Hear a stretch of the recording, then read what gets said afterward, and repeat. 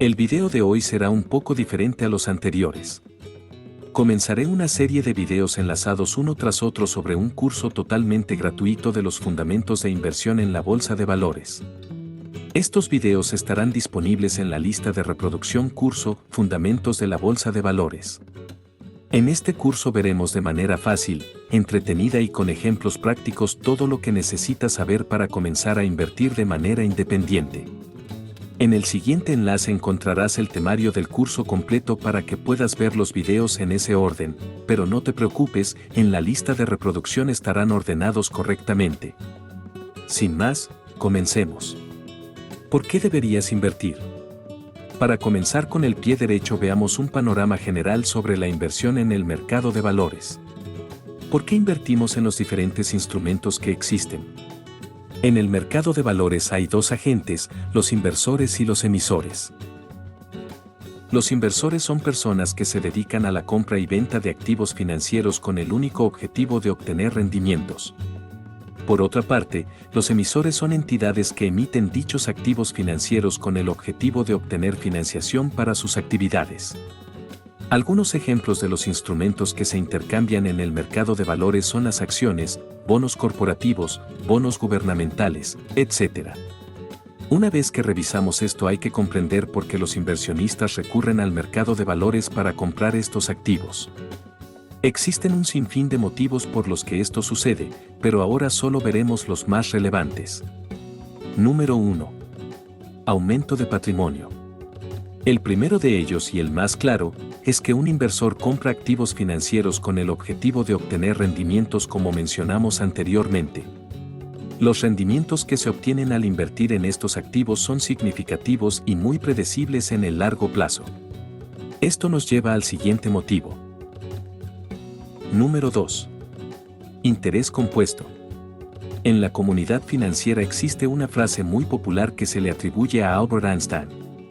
El interés compuesto es la octava maravilla del mundo, el que lo entiende lo gana, el que no lo paga. ¿Pero qué significa esta frase? Sencillo. Pensemos en una bola de nieve. Al inicio esta bola tendrá un tamaño normal, pero al girarla en contacto con la nieve conforme más vueltas demos mayor tamaño tendrá. Lo mismo ocurre con algunos instrumentos financieros. Supongamos que invertimos $10,000 en el Standard & Poor's 500, que es el índice de referencia a nivel mundial que replica el comportamiento de las 500 empresas más grandes de los Estados Unidos. Este índice ha dado una rentabilidad histórica del 8%. Así que para nuestro ejemplo usaremos este rendimiento. Si mantenemos esa inversión durante 20 años reinvirtiendo las ganancias tendremos un capital final de $46,609 como se ve en el siguiente gráfico. Pero veamos qué pasaría con esa inversión si extendemos 10 años nuestro horizonte de inversión. A los 30 años tendremos un capital final de $100,626. Tal vez te parezca demasiado tiempo, pero pensemos que al menos en México y Latinoamérica la gente sigue trabajando hasta el final de su vida. Pero no solo eso, ahora piensa, si una inversión crece exponencialmente también lo hará una deuda, de ahí la frase de Albert Einstein. Entonces aquí podemos encontrar dos casos. El primero son las personas jóvenes que inician su vida financiera, como podemos ver, el tiempo es su mayor aliado.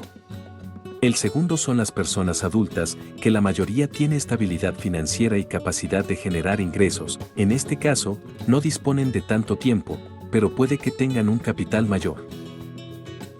Así que, concluyendo el segundo motivo, sea cual sea tu caso, si inviertes a largo plazo, o en otras palabras, un periodo mayor a 5 años, podrás beneficiarte, siempre siguiendo el concepto principal del interés compuesto, a mayor plazo, mayor rendimiento. Número 3. El ahorro versus la inversión. Ahora veamos qué sucedería si durante todos esos años solo mantuvimos bajo el colchón ese dinero. En el primer caso los $10,000 serían esos mismos $10,000 al cabo de 20 años. Lo mismo en el segundo caso, nada habría cambiado. Esto nos lleva al siguiente motivo. Número 4. La inflación.